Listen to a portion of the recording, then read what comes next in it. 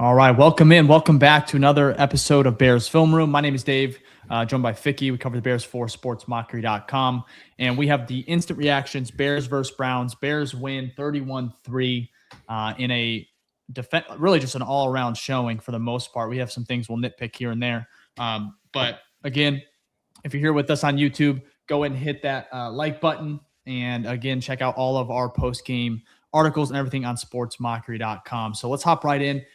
Instant reactions. I'm going to go ahead and start this one of the most probably all-around games. Every side really complimented each other, from special teams starting this thing with Devin Duvernay, who is just been really, really good over the last probably 6 or so games. And then the defense continue to make plays. They are one of the best at takeaways. They lead the NFL. I think they have 30 or 31. Yep. Just an insane clip. And the offense, they had a really good first half, moments in the third and fourth, but it was really kind of quiet in that second half as far as, just making some plays. Caleb Williams all around, he had 17 of 28, again, about 4 drops today, if not 5. But Luther Burden, Colston Loveland, Kyle Monungai, really DeAndre Swift was the back today. But these rookies, like we said over the last several weeks, are after play. Really Luther Burden today. He went out. I hope he's okay. But he had 6 receptions on 7 targets, 84 yards, that 40-yarder in the first quarter. And I think he had 151 yards in the last 2 weeks. And again, he missed probably most of the third. And then, of course, the fourth, he was questionable with an ankle injury. But again, the Bears all around, from offense, defense, special teams, outside of Santos, who just did not look like he wanted to be there today. The Bears just played one of the best overall games I've seen them. And they did exactly what they needed to do against the Browns today. Now we get to hate watch this Packers game that I think is on right now. So that's kind of my instant. They did what they were supposed to do. Now they have a huge task to take care of the Packers. They have another shot at them at home. And we'll see how this Denver, Green Bay kind of pans out. But they have a shot at, being first in NFC North once again heading into this Packers game. So, Ficky, how are you feeling, man? This was an easy one. We got nothing crazy, no kick, to win the game. They really put this one away. I think I tweeted it, something along these lines, and it kind of goes with this comment here from Eduardo, who's the OG of the show, said, "No cardiac Bears today," which is what you want. I get it. It was just the Browns. But you know what good teams do against teams? They beat the ever-living shit out of them, and that's what this team did, right? What you were hoping for was that, one of my takeaways for the game was the Bears defense would not play down to the Browns offense, and they didn't. They only gave up 3 points. If you take away the final drive there at the end where they got into the red zone for the first time, the Bears at one point late into the third had given up 3 first downs. So they had 2, and at that point they had 2 turnovers. And then I think they got a third on that drive. So at one point in the game, late in the game, they had as many turnovers as they did giving up first down drives. And that's what won the game, because there was definitely times the offense, like you said, just missed the mark, right? Even after a turnover. One of the turnovers they capitalized on, which was the incredible throw by Caleb Williams, but also really kind of a crazy throw. And then the second one, they didn't move the ball at all, and they had to settle on a field goal, which is something consistent that we've seen, throughout the season. Because, again, this defense, like you said, leads the league in 30 takeaways overall. But a lot of those takeaways have not equated to touchdowns. And so that's kind of like we've talked about it. If they can get that where they capitalize on those turnovers, they are going to be super dominant. Now, I'm not going to nitpick this game, because anytime you beat someone 31-3 and the offense did its job enough and the defense looked fantastic and the special teams didn't give it away, there's really nothing to complain about. So don't expect this is going to be one of those where it's like, oh my gosh, this team, didn't deserve the win, blah, blah, blah. That's not the case. But, if you're thinking ahead and getting ready for the Packers, there are little things that they can get here and there, right? And we'll talk about this. But overall, what a calm Sunday game to watch. From start to finish, there was really no point where I was, irate or like, oh my gosh, same old Bears, or like, oh, this team is going to blow it. The whole time, even going into this game, I felt confident about this team being a better team, coming out and executing more and doing what they've done consistently. Because at the end of the day, this team is 10-4, and you don't just stumble upon 10 wins in the NFL. I don't care who you are. You have to earn those to get there. So overall, I feel good. We'll go up. Mhm. We'll talk about the grades, but this isn't one of those games where you can dissect all these little things because really they, like you said, they handled. Yeah. It was their best overall, well-rounded game so far. They, and no, go ahead. I was gonna say, and I forgot to say this. Though they are the Browns, we've talked about it. This Browns defense is top 5, top 10 in almost every category. Now they did have some injuries, so that plays a part. But the offense did its job for a top 5 defense. You scored 31 points. I don't think many teams have scored 31 against the Browns this year. So they still did. Again, they did enough to get like a passing grade. Yeah, I agree with all of that. Myles Garrett didn't get the sack record, which is great. That's one of my things I was going on because I thought the Bears would win this game, but I was like, please, I just don't want to see that. And he got close a couple times today. Caleb, again, I cannot wait to watch some of the film on him because the way he maneuvers in that pocket to avoid pressure, of course, Myles Garrett, and then the speed that he has, that extra gear where he's able to actually pull away from a guy like Myles Garrett, I think is just it's those little things that are just it's unbelievable the way that he can do that. So, and hot take. Well, at least I want to know your questions before you go to the next one because I think it's important. Kind of on the other side of the ball, Sanders was evading. There was like 3 times he should have been like, we probably should have had 3 or 4 more sacks. And there was a couple times he evaded some big boys and ended up getting a first down. So I was kind of impressed by that as well. I was expecting, we've seen Caleb. I don't think I was impressed by Sanders at all. And his sack ability. Not there was really, at least 4 like it was more on the Bears. Like I think it was more on the Bears. They just like the one with CJ Gardner-Johnson. He just came flying in and he should just taken his time and got him. He backed, like Sanders took one step back and CJ messed that up. The throw with Billings on him is okay. That's impressive. But I didn't see much. Like I don't get the hype. I honestly don't get the hype around him. No, I'm not saying the hype of his overall play. I'm saying I walked away saying, holy cow, like the best ability the best skill set I saw for him today was something of a Caleb-esque where he avoided at least, I counted 3, there may have been 4 where he easily should have been sacked. Escaping. That. I'm saying ask in a way of his, there's not many people that can avoid sacks like that. You walk away from a game and you avoid 3 or 4 sacks. That's impressive. Yeah. In NFL, there's not a lot of quarterbacks can do that. We are blessed and we see it all the time. So our expectations are high, but a lot of quarterbacks aren't evading that many sacks in a game. And he still got sacked a lot, but I just thought that was something I watched away. I was like, oh, that's kind of impressive. He got sacked 4 times. So, 5. I mean, that one more at the end 5? with Booker. Yeah, he got one more at the end with Booker. Booker got 2. I thought that was 4. And then, so it was 4.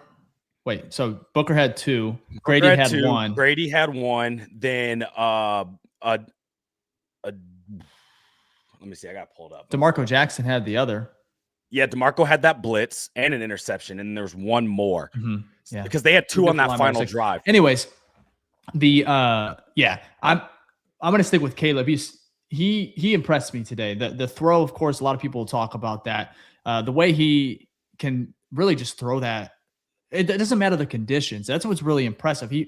I think I forgot who it was, but I think he truly has the best arm in the NFL because throw to DJ Moore is just incredible. And Ben's probably laughing, right? He's probably going to be telling him like, probably don't make that throw, but how can you not tell him to not make that throw when he can really just the velocity that ball came in and shout out to DJ Moore, an incredible catch with tons of traffic, but he's just so special in that regards. And today his receivers, I mean, even Luther, who is great. I mean, he even had a drop. So it's like, it's cold out there. I get it, but he has dealt with a lot of drops this season. I think the Bears are up there, top 5 at least, if not top 3 as far as drops with the league. And then I'm happy for DJ Moore today. The fact that he was able to go out there and get 2 touchdowns. I think he was second in receiving. Yeah, 69 yards for 4 receptions, 2 touchdowns. And then of course Colston Loveland, 4 receptions, 63 yards. The rookies, Burden and Loveland, are just. They are so lethal. And I tweeted this earlier. I love Rome. But there's this killer instinct, like this mentality that Luther has where he's more explosive. Rome, I think, is more possession receiver at times. But his hands have not been great this year. But with Luther, although he had that drop, he can kill you. And there's Javon Dexter. Awesome. I love it. Yeah, that was a 5 sacks. So Yeah, I got my bold prediction too, which is great. I think I had 3, but I mean that helps when the Browns offensive line were missing. I think at one point Every four starter. starters. 4 to 5. Kevin Jenkins went down, so I am a lot to be happy about here. It almost feels like most. What do you say? No, I was going to say, because you were talking about that throw, and there was a comment here from RJ who said, Mhm. reporters just asked Caleb in his post-game presser about his second touchdown DJ. Was it ill-advised? And his response was, no, I can make any throw, which is true. That goes to your point. He can make about any throw out there. So, wow, I love that. I can make it. No, I can. It's true. They can. Yeah, he can make any throw. Sometimes he just can't make the easy ones, and he's going to get there. That's true. He'll tell you that too. But he was above. There's a comment here. He was above 60% completion percentage. Mm-hmm. And let's go ahead and if you want, let's get to his. I think it'd be good to kind of address. Yeah, let's get to the Caleb recap here. So we can look here. He was, like you said, he was 17 for 28, 242 passing yards, which is good because he's been under 200 recently for the past couple of games. 2 touchdowns, 0 interception, which is also good because he had 2 games back-to-back with 1. Rushing yards, I think that's supposed to be 14, not 43. And then QB rating of 112, which is good to see. Which is fantastic, to be honest. So that's a great game. In modern-day NFL, that's kind of what you see. You don't see as much 300, 400-yard passing games as what you like to see. But I will say that does get him more on track for the 4K, but I still think he's going to come up short. So let's just take a look at that right now. Again, this is one of his goals, so that's what we talk about it, because he said this was one of his preseason goals was to get 4,000. And so what we can see here is this week he had 242. Yeah. His year-to-date is now 226, so he's still short of that 235, but it's going to be around 3,800 plus. So again, it's going to be a good season. And then what we are excited to see as well is from his QBR standpoint is he just had a good game last week from a QBR. We were afraid he was going to drop down. That's kind of what he does. He goes up, he goes down, he goes up, he goes down. But back-to-back good games trending in the positive direction from a rating standpoint. So that's good. I mean, not that that's the only barometer, but the eye test looked well. The stats back it up. He had a pretty great game. And again, I think people underestimate this, not us, but people out there, because you see the Browns and you say, oh, they're the Browns. They stink. They do, but they stink because of their offense. They don't stink because of their defense. So this is the same team that beat the Packers and also beat the Lions, right? So this team, or the Rams, maybe 2 really good teams. So in the NFC. They beat the Packers, Dolphins, and Raiders. So it's the Packers win that. But that Packers win's pretty 13-10. That shows you the defense that they have, holding Green Bay just to 10 points. Correct. It's a good team. And we talked about it, that they are a really good defense, and the Bears found a way to make them not look great. And it started with the run game. That's what we've always talked about, how great this run game is. And we'll get to, one of the MVPs that we have for this game, but we ran the ball down their throat. And honestly, I don't know how you felt, Dave, but I felt the offense got stagnant late in the second before the half because we quit running the ball. We started to get a little more pass heavy. And I'm not saying you don't put the ball in your quarterback's hands. That's totally fine. But they couldn't stop the run. And in particular, going into that 2-minute drive into half, it was 3rd and 1. We just got to 3rd and 1 off like a 7-yard run. I'm like, easy, just run it. You can get the first down, and then you can open up the playbook again with about 90 seconds left. And we do a play action, and Caleb doesn't see Cole Kmet in the flat. I'm not saying that's his first read, but he doesn't see him, and he gets sacked and gets injured on the sack as well. But he came back fine. He just kind of got dinged up. But I say all in all to be like, man, that was one of the biggest, I'd say, times in the game where I was like, I did not like that play call just because the run game had been working so effective to that point. Keep doing it. Like, do it until they can't stop it, right? Like, you saw what we did with the Eagles. You can have another game like that and I won't be mad, So, again, that's very, very, very nitpicky because this team still scored 31 points. But that was one play where I'm like, I wish they would have just kind of taken the easy yards you have there, and then you can start to open up the playbook again on the reset of downs. But that's my little only complaint there. No, I think it's when it comes to getting away from the run game, like you said, early or late in the second, it almost felt like Ben was trying to, like, how he's talked about how they want this pass game to get better, and I understand the conditions, but it's like Caleb was. And he probably realized this, Ben, that Caleb was money today. Like some of his throws, his accuracy was unbelievable. Like he had, what was he again? 17 to 28. But I felt like every ball, there wasn't a lot of throwaways outside of maybe one or two that I can remember. I just was impressed with his accuracy. And that 17 to 28 stat line, that's where a completion percentage, it can't tell the whole story sometimes. Now, of course, we have a really big sample size with Caleb, at least for this year in year 2, year 1 with Ben.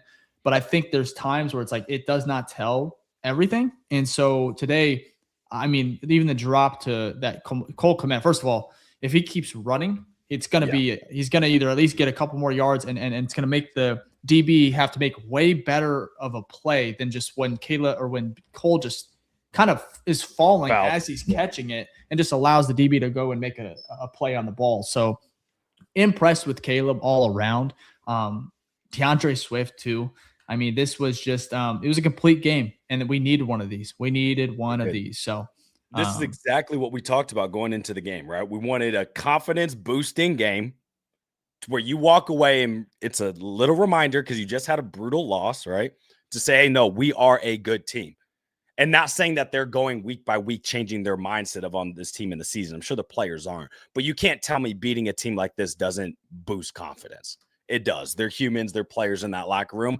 And this is what we needed. And I think it was good for them because, like you said, we have another crazy matchup, prime time, Saturday night next week against our beloved Green Bay Packers in Chicago for the NFC North title, at least for that week. And then we have to probably do it again the following week against the Lions. But every game matters now. Every game. It's unfortunate. It is. 10-4, and you're still not sure if you're making the playoffs, and that's sick. That's the NFC as a whole, though, and you just got to live with it right now. So the Bears control their own destiny. All phases. Defense looked like it looked 2018-esque for sure this week. So. I was actually, before we hopped on the show, I was trying to figure out how many takeaways did the 2018 team have. Do you know? I mean, we could probably look that up, but I bet you they're closer than what we expect to how many takeaways they have. Yeah, in 2018. I would say. Yeah, go ahead and look that up. While we do that, I'm going to go over the team. Let's go through the game recap real quick, and I'll talk about how the numbers fared out for both of these teams here. Again, this was a dominant win by Chicago, 31-3. I haven't seen that big of a blowout in a minute for this Chicago Bears squad, but I will take it. Big one here, 4 touchdowns, and they gave up 0. Both had 1 field goal. Passing yards was 219. A lot of that's due to sack yardage being taken off there for the Bears. And then they only gave up 147 passing yards, 142 rushing yards. That's always great to see. Anytime you can get up above 130, this team looks pretty dominant. And rushing yards, they only gave up 50, 21 first downs to their 9. We had 3 interceptions, which is wild. This team just loves to get takeaways. And then we had 5 sacks, which is, I know for a fact, that's the most we've had this season. Now, again, this is the worst offense we probably faced ever. And they were just beat down on the offensive line, but they did what they needed to do and walked away with the dub. It was, as you could see, this is probably the biggest blowout since we've been covering the team. Maybe that London Panthers game or Jaguars game, was that last year? Yeah. So maybe that one, but I mean, they destroyed this team. Yeah, maybe it feels different though. This Browns defense is really good coming this year. They missed some players, but I want to go back to 2018 defense. It looks like they had 30 takeaways for the season. 30? We have more than someone here. I believe you. Someone here said 36. Someone said 36, but I'm looking at it right here. It says 30 total. 27 interceptions, which led the league, and then 3 fumble recoveries. I believe it. I'm saying 30's a shit ton, so I wouldn't be surprised. But the Bears lead now with the Bears have 30 right now in the NFL. Yeah. That's why I was saying when we hit 30, I'm like, that has to be close to 2018. 30 is a lot of takeaways, man. Yeah. So, that's what I'm saying, man. This defense it's interesting because the takeaways are so 2018, but there's so many other flaws to the defense. They give up a lot of yards and they give up a lot of points, but they lead the league in takeaways, and they probably will break that 2018 record. I don't know if it's a record, but the 2018 mark that they had. They only need one more. So crazy. Yeah, I'm impressed with that. I want to go back and make sure that's legit because I feel like 30, that is a lot for 2018. I get it, but the fact that the Bears already they're at 30 right now with 3 games remaining. Bro, they've had 3 or 4 games, I think, with 3 turnovers or more. Yeah, that's crazy. So they have not lost. They have half of their turnovers in 5 games. That's incredible. That's crazy. Yeah, it's wild. And it's funny because I know typically with turnovers, they're like, well, that's hard to be consistent, right? Because a lot of luck does play into turnovers at times, like a ball bouncing a certain way, whatever. And that's true, right? Yeah. So it's interesting this season, Not with this year, though. No, that's what I'm saying. It's definitely harder season over season. That is definitely true. The data proves that. But I was still surprised. You figured you're going to start to see it tail off the back end, maybe. No, this team still gets takeaways. It's like there hasn't been a game yet where I've watched where I was like, oh, the defense didn't get a takeaway. That barely happens. I think the only game they didn't get a takeaway. No, they even had one against the Packers last week. So they've been consistent. So shout out to all the defensive court. I mean, shout out to Dennis Allen and all the defensive I would coaches. say most of these takeaways they've earned.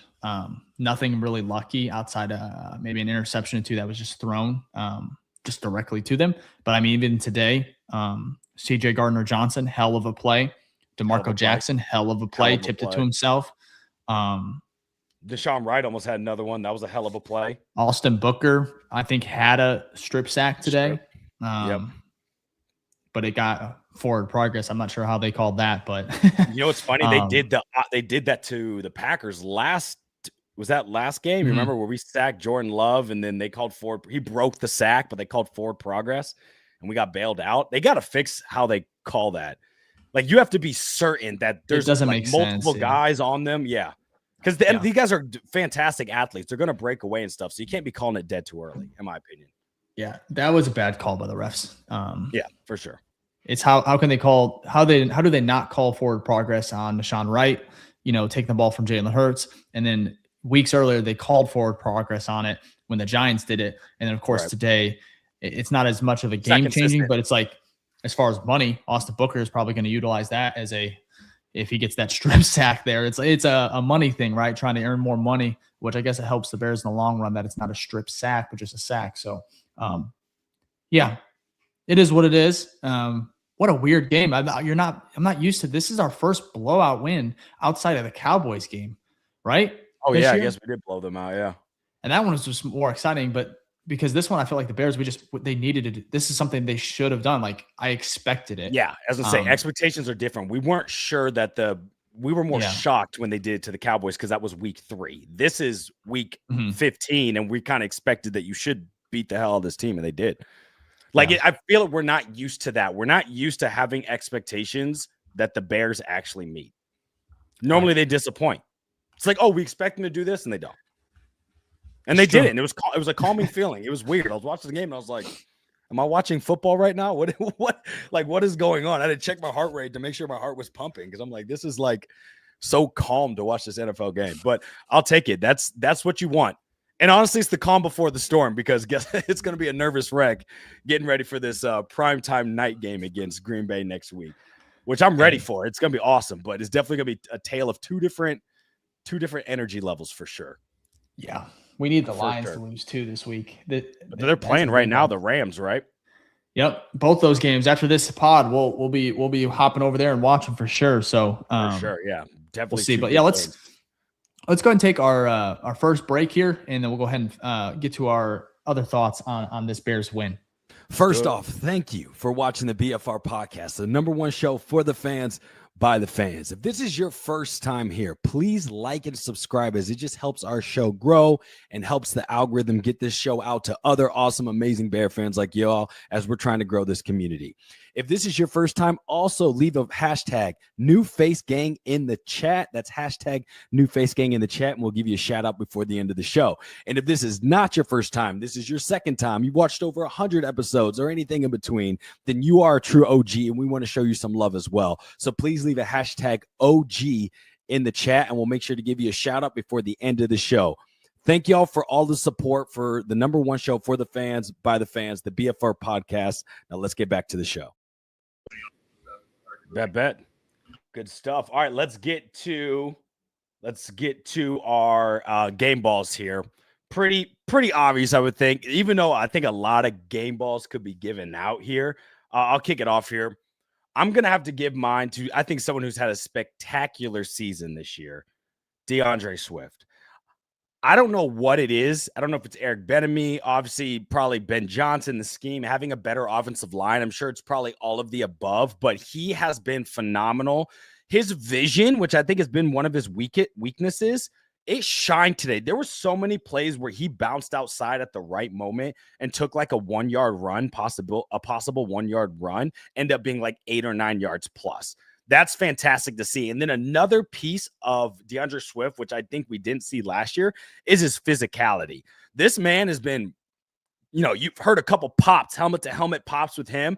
We've seen it with Monangai, but even more with DeAndre Swift, just because last year we didn't see much of that. His physicality has been night and day from last year. And that's coaching, I would say, being, forced to say, hey, look, we're going to be physical here. Offensive line, running backs, everyone on the offense. We're going to make sure that it's known. And Ben Johnson has talked about it, but it's definitely showing through on DeAndre Swift's play. And it's fantastic. Like, he is having a really good year. He had 6 touchdowns a day. He had 2 rushing touchdowns a day. And he had 12 runs for 98 yards with a 5.4 pop per run, which is fantastic to see. And his second touchdown, that 17-yard run, was amazing. It was vision, cutting back, physicality, breaking the tackle, and then basically man-willing your way into the end zone, and that was huge. So shout out to him. Shout out to the offensive line. They've been fantastic all year, but I have to give him my game ball. Though, and I will say this, I think the defense as a whole deserved it as well, but if I had to pick one person, that's why I chose DeAndre Swift.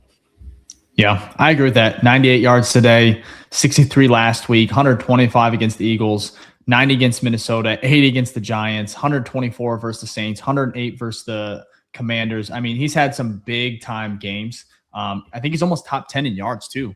Is he over 1,000? Is he over 1,000?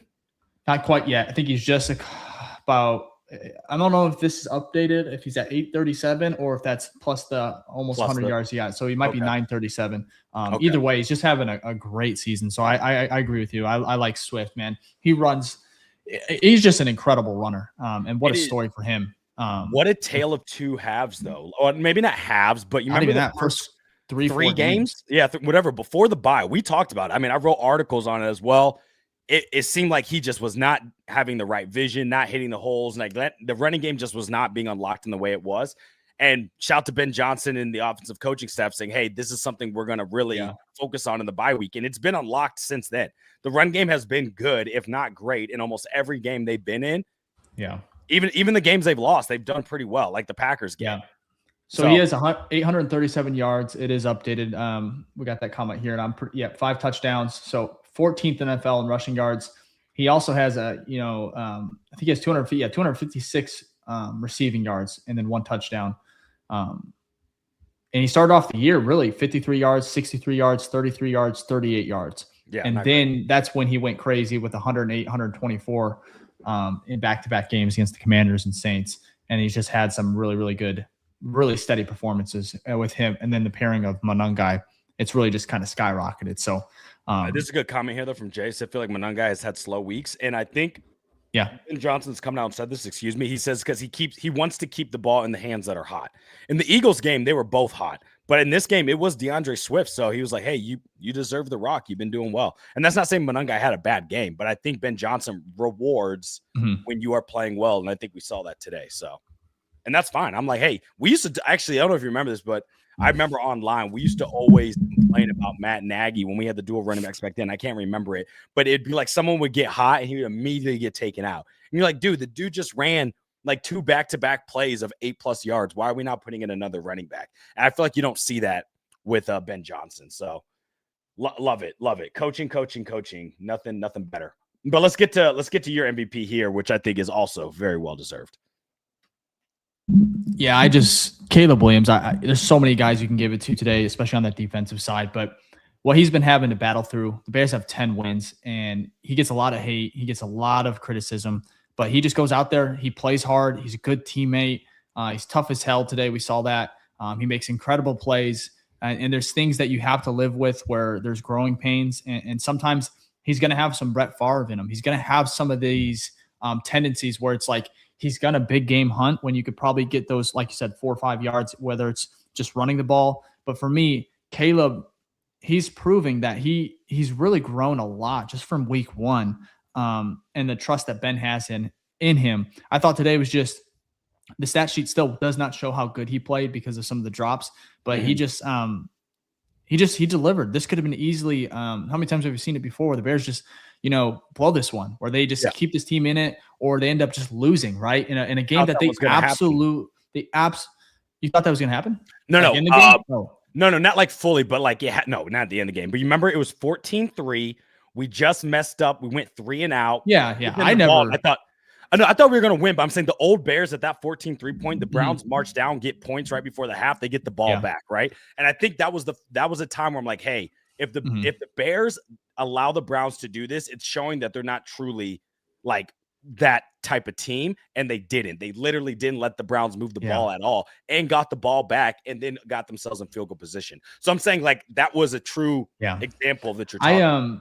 Yeah, I could definitely see that. Definitely old Bears, but I didn't have any faith that Sanders was going to be able to do anything against this defense, especially because his O-line, he don't really have a lot of playmakers either, right?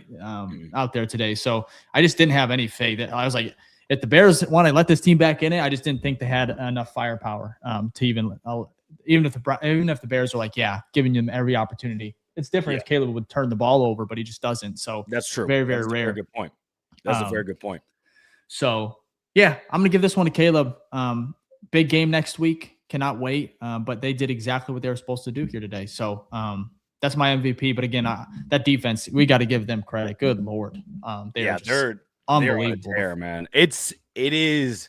I don't know if I'm more impressed with what Ben Johnson's done with his offense or what Dennis Allen's done with his defense. Because Ben Johnson has way more tools and talent on that side of the ball. And I'm not discrediting Ben Johnson for what he's done, but that's almost like we kind of expect that. We've seen what you've done for 4 years with, really good talent in Detroit. You made it work, and you were like a top 5 offense, top 3 offense every year. Dennis Allen has had years of like top 10 defense, and he's looked good with the Saints, but I didn't expect him coming in here and dealing with the amount of injuries that he had and making this team be like lead the league in the, takeaways. I don't think anyone would have expected that going into the season. Would we think the defense would be better? Sure. But do we think with the injuries that they've had, big injuries too, Jalen Johnson being out, Kyler Gordon hasn't barely played at all this season, right? Tremaine Edmonds being on IR, TJ Edwards being on IR, what's happened to Nashawn Wright? Like these things I was not expecting, and this team is somehow still making it work. Kevin Byard playing his best ball that he's ever played in his career, right? Or up there, as prime Kevin Byard. So it's like all of that stuff. It's like you really got to give a shout out to Dennis Allen and those defensive coaches, because they have probably done more with the limited amount of talent they had on that side of the ball than what Ben Johnson has done at his side. And that's not discrediting Ben Johnson. I love everything that he's done, but it's kind of like, I don't think he gets as much credit, not from us. We talk about it all the time, but I don't think he gets that much credit out there because it's Ben Johnson and the shiny offense. But like Dennis Allen easily been balling out there. Like it would be interesting to see if he can do what he can do next year with like guys fully healthy, drafting some edges, maybe get some edges in free agency, like really solidifying that defensive line. It might be truly scary. Yeah, I think with the Bears defense, it would if they are able to get a couple more pieces, the edge rushers, get some of those DBs back and not have to deal with injuries. It is odd because they're already playing at such a high level, especially at taking the ball away. I think that what they'll do is they will create those possessions. It'll just be the other opposing offenses will just have such a tougher time at really establishing rhythm, getting going, because what we see with the Bears defense now is they can give up some big plays. Sanders had a cut like 2 today where it's like 30 yards, and then he had like a 40-yard or something like that. For me, I think that with Dennis Allen, if he's able to get another edge rusher and maybe stay healthy and able to really, truly have everyone at his disposal, I think that's where the Bears will go from like probably, because I think they're top 10 right now, just because of the takeaways. They are just it's feast or famine, and they obviously are feasting right now, and they've been doing it throughout the entire season. But for me, that's where I think they can and it's hard for turnovers to carry over from year to year. We saw it with the 2018 season of the Bears, and they had a lot of talent. So for me, I'm not sure if that's able to be carried over, but that's where I think you can get into those top three best defense in the NFL type of scenarios, because that's what 2018 was. They were suffocating teams. They did it against the Browns today, but what the Bears did against the Rams in 2018, one of the best offenses in that season, Goff looked like Rex Grossman. It was abysmal, but that defense was the pressure with Mack and Akeem Hicks. It was just constant, and the Bears just cannot consistently get pressure like they did today. Today was insane. I think it was probably 60% pressure rate at one point throughout the game on Sanders, and obviously we know the Bears defensive line is not that good. Yeah, the O-line. I mean, they got Scrubs out there at this point. So it kind of, if you're going to break out, that's definitely your likelihood to do so. But I agree with you. That is the missing piece is definitely this defense. I mean, this defensive line. You can get some more solid pieces in there. This defense goes from like takeaways will probably drop down a bit, but you'll get a lot less yards and probably points. So I'm okay with that. It'll probably even out or come down to the margin, which is fine for me. But yeah, they're still missing a couple pieces over there, and I think still that has to give credit to Dennis Allen, what he's been able to do, and it's just remarkable to see. So either way, the future's bright. I don't think Dennis Allen's going to be poached. He's already had 2 head coaching jobs. We talked about that in the preseason. He's probably going to be our Steve Spagnuolo, and hopefully he's here for a good amount of time, and that's going to be great for this tandem here with him and Ben Johnson. So excited to see what they can cook up. And we do have an update here.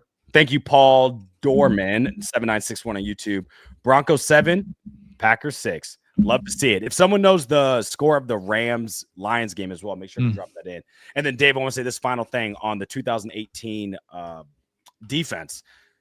I was watching a Sean McVay break down clips this year when he was kind of going through like some of his, plays throughout history with – who was that with? I can't even remember. But he talked about that the Patriots in the Super Bowl actually basically copied what the Bears did against the Rams in 2018 in the Super Bowl, and that's why they had problems. And Sean McVay said that was an error on me. I was not prepared for that. So, you're right. That defense was so solid that it ended up making the Rams lose the most important game of their season, and that was obviously the Super Bowl. So, such a good one.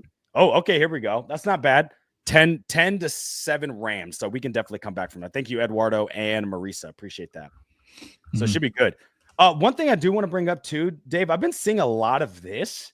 I don't know if you really think this is a possibility. I want to bring it up here, Eduardo. This came up a couple times in our last like 2 or 3 shows, but trading for Crosby. Do you think that's realistic? And if so, do you make that trade? Because that's a haul. I don't know. I don't know. Crosby, maybe. Garrett just signed his deal. Cleveland, obviously they see him. He's requested a trade already. That didn't work out. He ended up staying in Cleveland with the money. Yeah, for sure.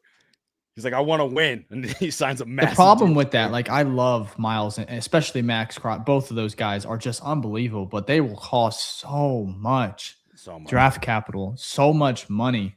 And in this edge class that's coming up, it's hard. I get it. Like, I would love to have those guys, but it's like build through the draft. Go get, if you can hit on 1 or 2 edge rushers this year, it's going to transform this defense. And it's a deep, really talented edge rush. And we're going to get edge rushing class for this draft that's coming up. So we have a long time to talk about the draft picks and what we're going to be able to do. Obviously they can't make a trade right now for them. So I don't know if you can get them, why not? But for me, it's like, take your chance and just draft the right guys. Cause then you get cost, it's cost effective. You're going to have to pay Caleb. I mean, they hit on Burden, they hit on Loveland, they hit on Monungai. You can see, you're already seeing the dividends on the offensive side, and those guys are going to be cheap. So when DJ Moore ultimately walks and had a great game today, but it's going to happen, hopefully not next year, but in a year, in like 2 years, you're going to have to find ways to get elite talent or very talented players cheap. And that's through the draft, especially when you're going to have to pay guys like Caleb and some of these offensive linemen. Darnell Wright, has he gotten paid? Not yet. He's going to. And so there's these things you have to be aware of. And if you take on a guy like Myles Garrett, Max Crosby, where it costs that much money, that's usually where it's like you're going for a chance for a Super Bowl. And so if they made that deal, wouldn't be mad about it at all. It just would be, they would have to navigate, and it would be a little bit more muddied as far as all this, who they can keep and what that looks like. So I'm like, let's try the draft. You know what I mean? Let's. I would just love to get a young, talented guy. Yeah, go get a young edge rusher this year or two. You know, that's what I'd like to see. Yeah, I'm right there with you. So right there with you. But I saw that comment's been coming up like 3 shows in a row, so I figured we'd address it. But good stuff. We'll definitely have plenty of time to talk about that in the off season after the Bears make their Super Bowl run. But let's go ahead and get to our second ad read here, and then we'll get to our grades of the game and then our voicemails. All right, we're going to get back to the episode real quick, but I had to take a moment to pause and tell you about something awesome that we have cooking up over here at the BFR Podcast, and that is our Patreon membership. You can join our Patreon, the BFR Den, where we have a bunch of great exclusive stuff that happens monthly, like monthly giveaways, private Zoom calls, mailbag episodes, and much, much more to come. I mean, we've got tons of features in there. We've got 2 tiers. We have our top tier, which is $10 a month, our Hall of Fame tier. What comes with that, which is very exclusive, is our private Zoom calls with our members. So every month, you're going to get a private Zoom call with me, Dave, and Jack, and we just get to talk about whatever, shoot the shit, football, life. It's a wonderful time. And then if you want to go to the lower level, we have our Rookie Grizzly tier, which is $3 a month. And what that includes is like the private Discords, the monthly giveaways, the free merch, all the events if we have coming up, things like that, access to exclusive merch that's only for our Patreon members, and any other cool features. You'll get that at the $3 level tier. And then with the $10 level tier, you will get the private Zoom call as well. Now, you can join for free. We do post our monthly calendars in there, so you can kind of see what we have going on each month. And we post our episodes there as well. So if you want to join that ongoing community, which we keep building up, please do so at the BFR Den on Patreon. Also, as well, we give a shout out to all of our Patreon members every single episode that we do. So if you join, we'll make sure to show you some love on every episode as well. So again, you can join the BFR Den on Patreon at the BFR Den on Patreon. And we just love the support. You guys are great. Shout out to all our Patreon members, and let's get back to the show.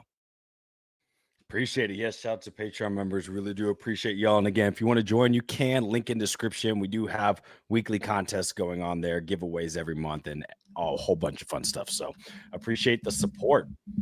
All right, let's get to the grades of the game here. I'll kick it off here, Dave. Okay. Probably the best report card we've ever made, that I've ever made. I went A minus on the offense, and I only go minus because there were a couple of drives. We had some 3 false starts this game, which is super high for the Bears when they've been pretty clean for the past 4 or 5 games when it came to pre-snap penalties. So not a great showing for them there. And they also gave up 3 sacks, which is pretty high for this offensive line. 2 of them to Myles Garrett, so, kind of expected, but it is what it is. Defense, I got to give an A. I know they weren't perfect, but you hold a team to 3 points in today's NFL, you deserve an A, if not an A+. Honestly, it probably should be an A+ because you also had 3+ takeaways as well. I mean, what else do you want? Special teams, A-, and I only say A- because of that kick by Santos. It was interesting, and I want to know your thoughts on this too, Dave. If you saw the first PAT, it was so low and wobbly, like it felt like it was something along the weather. And so when I saw that first one, I was like, man, I'm kind of afraid about his second kick because it seems like he's having some issues in that direction. I'm assuming maybe the wind or something, and I don't know exactly where it was going to affect it. And soon enough, look what happened. He missed it. Now, he was good after that, which is fine, but I have to dock it down because really that was the only flaw of the special teams. Devin Duvernay, probably his best game all year. He's been pretty good, in the past couple of games, but this is easily his best game return-wise, so shout out to him. And then coaching, I'm going to give it B+, and I only had to take that down just because I feel like the offensive side had to bring that grade down, and there was too many offensive penalties for my liking. But overall, if we leave a game with this report card, you're walking away with the win. This is fantastic, but I did have to nitpick a couple things. But the question for you on that Santos one, do you remember seeing that one? You know what I'm talking about? That first touchdown, his PAT was like, it was probably the lowest kick I've seen by him all year. And it wobbled. The broadcast said it wasn't pretty, but it went in. And that's all you can ask for. No, it was, yeah. Santos, he does these things where it's like he makes clutch kicks and that buys him time. We're like, man, thank you. And then he misses stuff like this today. It's like against good teams in the playoffs, you can't afford to lose 3 points. And luckily the Browns are the Browns, and they didn't cost us. They didn't make us pay for it. So Santos is he's so polarizing. So I'll leave it at that. He's got to make it. If you can't hit from 60, you better be 100% from those chip shots, because that was a chip shot. Which he normally is, which I think that's probably his first missed chip shot of the season, which is also weird because, like you said, he's so polarizing because in one bucket, it's like, oh, this is the franchise leading accurate kicker for the Bears. He's more accurate than Robbie Gould. But then you have, and another positive, like you said, he's so clutch. He really is. But then you have like these random 40, 35-yard kicks where you're like, dog, what? And then you can't hit 57, you can't hit 56 or above. Can't have that. Yeah. Yeah, it's interesting. But I just want to get your thoughts on that, because after that kick, I did not feel good. And I'll say this last thing. I tweeted about this. I know people love Chicago Bear football weather. I've been to one of the coldest games in Chicago Bears history. 2020 Bears versus Bills Christmas Eve with Justin Fields. And that game, the stadium was basically empty, freezing. I'm in like 8 layers. So I understand the Chicago Bears cold, and I've been to plenty of games like that. But in the cold, you get more drops, you get way more injuries, you get sloppier football, and you get less scoring.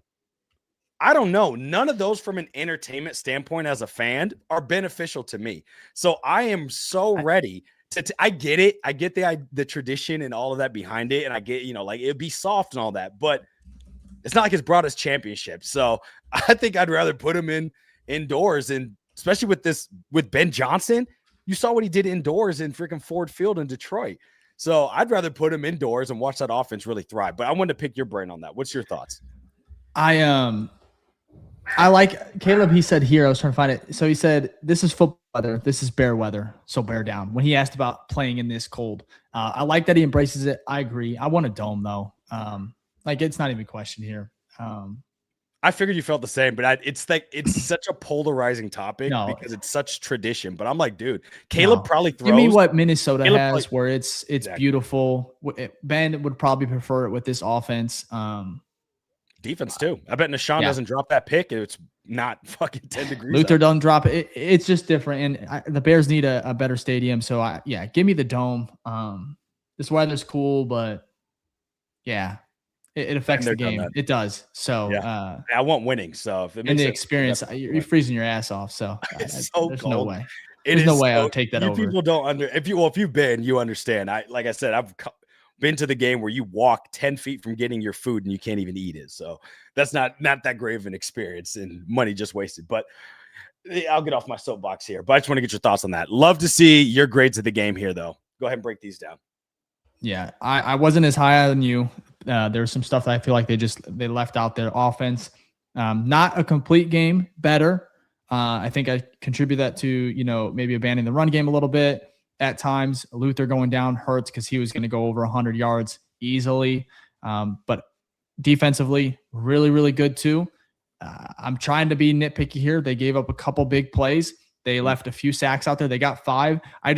The expectations were like, there's some plays that they could have made. Nashawn Wright, I expect him to make that catch. It's cold as hell. I get it. I don't know. I'm being very nitpicky. Defense was really, really good, but I'm going to go B+. Offense was a B, like I said. Special teams, Duvernay, awesome. Torrey Taylor, awesome. Santos, it should have been an A, but he missed that easy one, and that just can't happen. So that brought it down a letter grade essentially. Coaching, B. Ben Johnson, not his best game. He'll tell you that himself. Just not his best game. Defensively, great. Special teams, good. I think Ben kind of let a few things go. Some of the play calls I didn't necessarily love, but again, this is a hard grade for all of these guys. We've seen this team; they can play at a very high level, and we just haven't seen their peak yet, and that's a good thing. So Ben said they're going to be playing their best football in December. We'll see it. This is a really good start. Yes, it is. This is a great way to start December. And you get a win next week. I'm feeling even better about what this team can do in the playoffs. So if we win next week, is it playoffs? Are we what's it called? Automatically in the playoffs? That's not the word I'm looking for though, but Depends on the Lions. It depends on some of this stuff. okay. Yeah, I guess the games they're literally playing right now play a big part in that. But yeah, it something like sucks that I 11. can't say yes. You feel good. I think you got a 1-game lead there. Maybe a game and a half actually against Green Bay. I'm not sure what that looks like. So it'll be interesting to see. Well, I know because Ben Johnson said the number that they're trying to get to is 11. You need about 11 wins to get in. So you get one next week, you're at 11. It'll be interesting to see. All right. So that's all of that. We're gonna go to our voicemails now. We have about we got 7 of them in here, and they should be good. I'm gonna start with Gage first. First of all, Patreon member, shout out to Gage. This was at halftime, so I want to get his thoughts at halftime. All right, I'm gonna send my voicemail now before the Bears can fuck it up. It's 14-0. Are we actually getting 7 instead of 3 in the red zone? Dude, I might fucking cry. Man, this looks like it's gonna be that Bears game that they needed. Bear down. Let's fucking go. Let's take the North and fuck it. Let's go to the Super Bowl. Love it, Gage. Absolutely. We need that in a shirt. Fuck it. Let's just go to the Super Bowl. I appreciate that. All right, let's these are now the post-game ones. And Gage, hopefully you're feeling good because they did end up stopping this team. Let's start with Big Mike. Yeah, it's just a big old bear down, 10-4 Chicago Bears.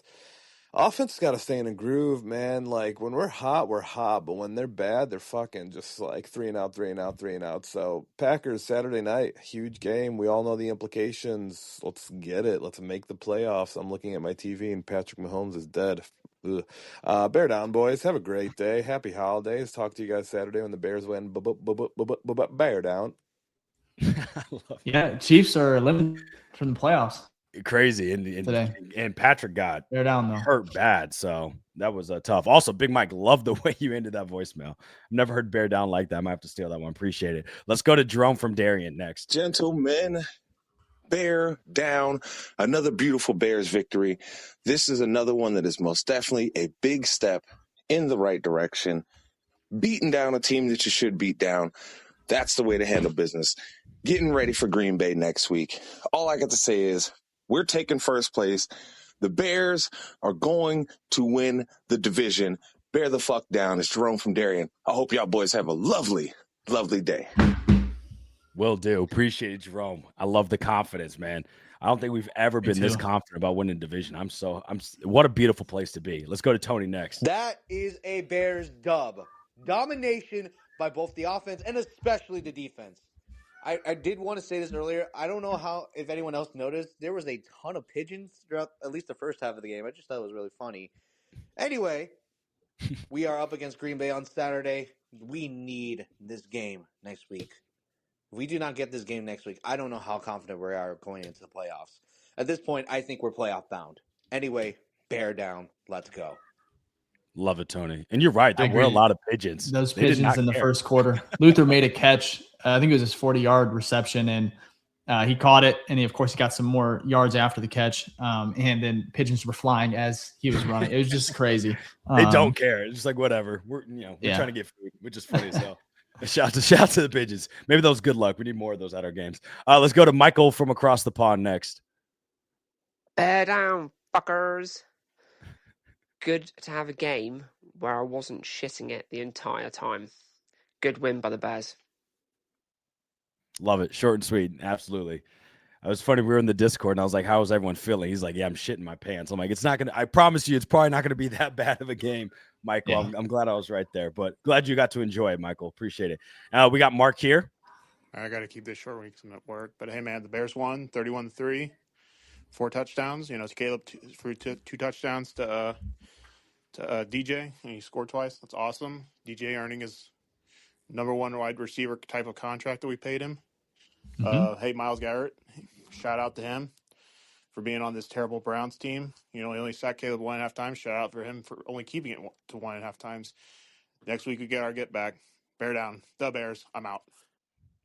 Love it. Thank you, Mark. Yeah, thank you, Myles Garrett, for not destroying our Sunday or our quarterback. We really do appreciate it. And then the last one we have here is Phil. Let's see what he's got. 1, 2, Ben Johnson's coming all over you. 3, 4, Caleb fucked all your whores. 5, 6, Green Bay suck all my dicks. 7, 8, the Chicago Bears are fucking great. 9, 10, God damn it, we're going to the playoffs again. All right, 2 poems today, boys, but God damn it, I'm pumped up. Let's go. I love you guys, man. Let's go. Jesus. That's crazy. That That's is crazy. wild. That is Um, wow. Okay. Well, everyone's in a good mood, so we'll take that. What a I doubt that's in any children's 10 wins though. book. I can promise you that. But yes, 10 wins. It's huge. Huge. Yeah.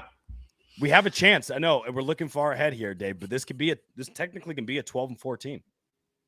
This could be a team that's better than 2018. 11, 12. How many games we have left? 2 or 3? 3. Sorry. We got 3 games. We got Packers, Lions, and who am I missing? 49ers. You would fuck around and win 13 games. That is crazy. Still not get in. No, I'm just kidding. If you win 13, you control your own destiny. So yeah, crazy. What a time to be alive. Good stuff. NFC is ridiculously jam-packed. It's annoying a little bit. It is very annoying. It is. We should be able to be happy here and maybe like have a little bit of a breather. But the NFC North, I mean, even the Lions, they win today. They're still a game behind. So it's like, and they're in the wild card hunt. And we have to play them still too. So they could easily. Yeah, it could come down to that final game. It truly could. So it really is the NFC North that makes it worse. Like as you talked about, if we were in another division, we'd probably be fine with 10 wins, but not the case. So it is not the case.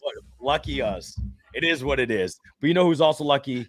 All the people that help support this show, the number one show for the fans, by the fans, Bears Film Room Podcast, where we show love to the fans because Dave and I are fans like y'all, and we enjoy the game. We go through the highs like this season and the lows like almost every other season minus 2018. So we want to make sure to show you love every game, every show, because this show would be nothing without y'all. So we thank you again for watching Bears Film Room, the number one show for the fans, by the fans. And how we do that is first off giving a shout out to the new face gangs and to the OG members. And let's do that now. We got Dennis on YouTube, #OG. Appreciate the support, Dennis. We got Michael from across the pond. Thanks for the voicemail. And thank you for being a Hall of Fame Patreon member. He is with the #OG, bear down, great win. We have Jay on Twitter with the #OG. Thank you, Jay. Domain expansion with the #OG, great beat down win to go into next week. I expect a heart attack or 2. Yeah, over under on 1.5 heart attacks by each one of us going into the game. We got Phil. Thank you for the crazy poem. So #OG, never in my life did I ever think that one announcer would be seemingly biased against Caleb and to be the best would be the best to listen to would be Tom Brady. And then we have Domain again with what's up with, there was a question. We'll get to that in a second. We have Kyler Villagomez with #OG, 15 years old today. Well, hey, happy birthday, Kyler. Appreciate you watching the show. Make sure you don't play that voicemail in front of your parents. I'll tell you that much. But we got Jerome from Darien with the #OG. The Bears are winning the division. Awesome. Love that. And also thank you for the voicemail as well. Jerome, I hope you're right. Yeah, we really do. Let me see if there's any other ones that came in. Don't think so, but we do have just that one question as well. Yeah, and let's get to it. Well, it's from Domain as well. So what's up with the Odunze? Sounds like a lot of mismanagement from the trainers. Yeah. He re-injured his foot in warm-ups, kind of in the same way. Re-aggravated is the word I should use. Same way that Kyler Gordon did. The question is, and I think Dave already know what you feel, is do the Bears need to reevaluate their training and medical staff? They lead the league in games missed still from injury. And the guys have tried to come back maybe too early and got him re-injured. Kyler's done it twice. TJ Edwards did it once. And now Rome Odunze. So what's your thoughts on that? It's just a freak injury. The training staff, I know they do their best. I give them a hard time. It's just unfortunate. It's just that type of season. The Bears are kind of unlucky. Kyler Gordon last week with the groin, the foot. Rome, you probably could have rested him, but I truly believe he was feeling 100%, and so they allowed him out there. So it's just unfortunate. You know, you got to live with it. Hopefully it's not severe. Hopefully it's not, Yeah. it doesn't keep him out of Green Bay. Same with Luther Burden. Happy Cole Kmet was able to walk off and he came back in eventually. So you just got to roll the punches. Every team's dealing with injuries at this point. So it's unfortunate. That's all I got to say. I don't feel like that's, I know we want to like pinpoint the management of, the training staff, but I mean, these guys, this training staff is elite at the end of the day. It's some of the best of the best. I don't feel like it's not like these guys they're good. It's just, sometimes it's unfortunate and the timing of everything is what makes it worse. Right. So it'll be interesting. Live with it. It'll be interesting if we see it again next year. Maybe that will be like, if it's like we're leading the league in injuries again, you cannot resolve all injuries. It's a brutal game they're playing. Football is a brutal sport. But if we see some of like, guys coming back and they're kind of getting re-injured again, maybe you can do it. But I kind of agree with you. Not a large enough sample size, and injuries a lot of time is just unluck. Someone rolls up on you, you know what I mean? And you're out. Exactly. You can't do anything about it. So you're right. This is a professional game. People get injured. They've always gotten injured in this league, and we just kind of got to roll with the punches because we're not the only team with people injured. Every NFL team has their own injuries, right? Some bigger than others. KC, though they're not playing in the playoffs, just lost Patrick Mahomes. That could be a big, big injury. You lose your quarterback. Caleb Williams has been pretty good this season with injuries. So just luck of the cards. It is. Philip Rivers has scored a touchdown too. Crazy. That is wild. What year is it? That is crazy, man. But no, that's all I got. Guys, prepare. It's Packers week once again. Short week. Enjoy this one. But we have a huge game. So Bears fans, it's gonna be a good one. Back at home. The support's been unreal. 10 wins in a season. Don't take it for granted. So, Vic, anything else? Nothing much. Just like and subscribe on your way out and enjoy your Sunday, your calm Sunday. Absolutely. Bear down. Peace.